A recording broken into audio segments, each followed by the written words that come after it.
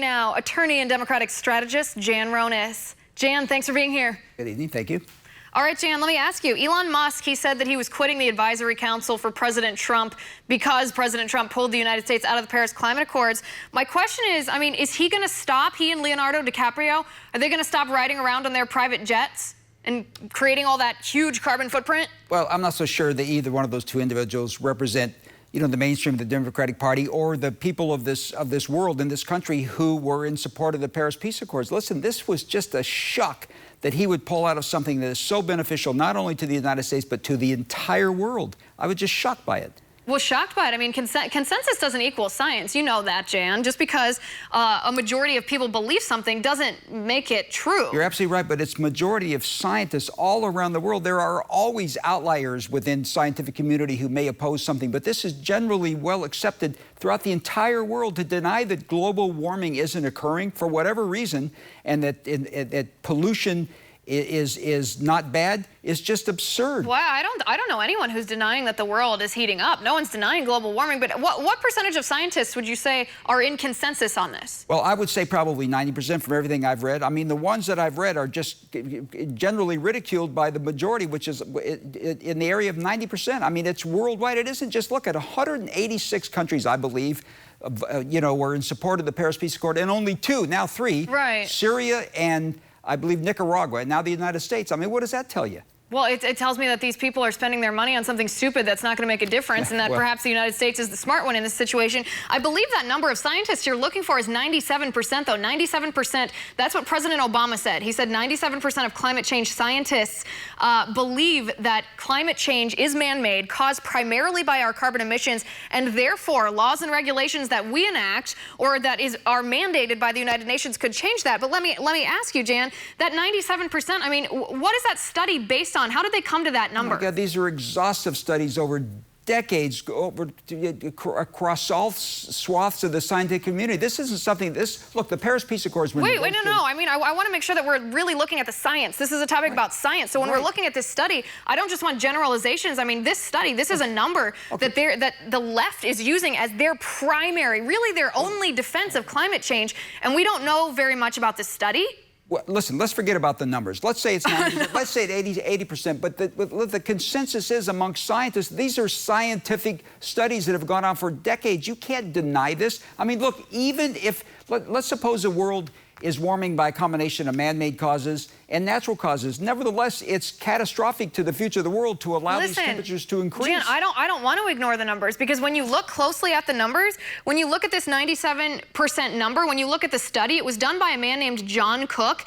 It's actually a falsified study. He didn't interview scientists. He looked at climate change papers that already accepted the premise of climate change and said, if this is true, this is what we can expect. These papers weren't looking at whether or not the premise was true. They already assumed it was, and therefore he willfully misinterpreted it. So the statistic, the consensus number, the only defense liberals use is a false statistic. You're picking one scientist. There isn't just one scientist or one group of scientists. Scientists have investigated this theory for decades all around the world. It isn't just one scientist. This is one scientist that picked one particular scientific study. No, this is the scientific study that is cited by every liberal Democratic politician in the entire United States. The 97% of climate scientists agree that, global warming is man-made by carbon emissions footprint. That is the science.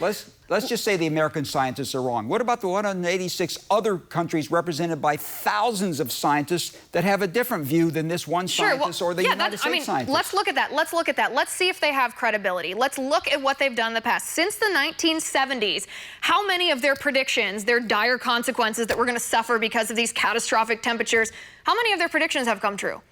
Well, all I know is let's just give you a simple statistic. You're catching tropical fish in northern latitudes. You're having crops grow in northern latitudes that previously didn't grow. You're losing whole species due to global warming and ocean temperature rise, things of that nature. You could point to 1,000 manifestations of this problem. But I can point to 1,000 of their predictions that don't come true. I'm happy to do that. I wrote a whole laundry list right here, which I'm happy to share with the viewers. I've already done it a time or two this week. But we still have polar bears. We still have polar ice caps. Nations aren't covered in water. There's no food shortages. There's not 50 million climate refugees. California is not covered in inland seas. I mean, I can go on and on here, but the point of the matter is, why do you believe these scientists have credibility if A, none of their dire predictions that were supposed to happen by the year 2000 happened, and at NOAA, the National Oceanic and Atmospheric Association, they actually it was recently exposed, they falsified the data in their Pausebuster paper, the very paper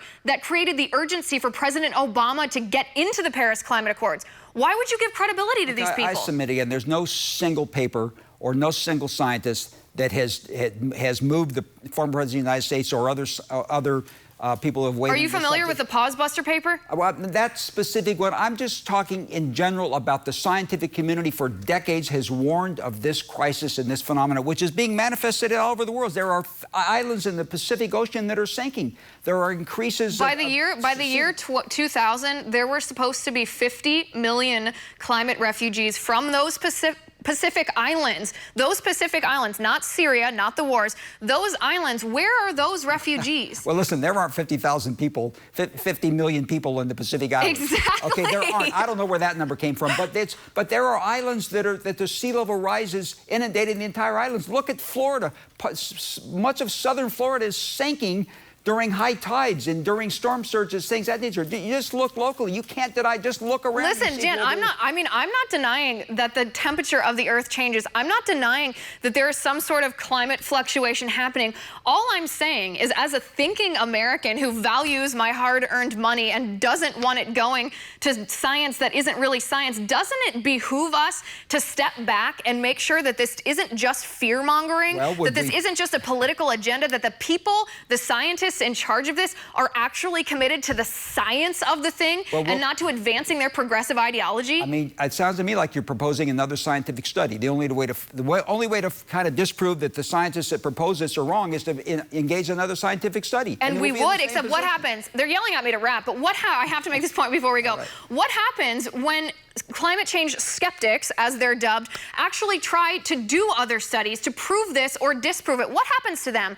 They get squashed by the climate change community. What does that tell you? That they're not open to their science being examined. And that, I believe, is very sketchy. Jen, we really do have to go. We'll have to pick this up next time. Thanks.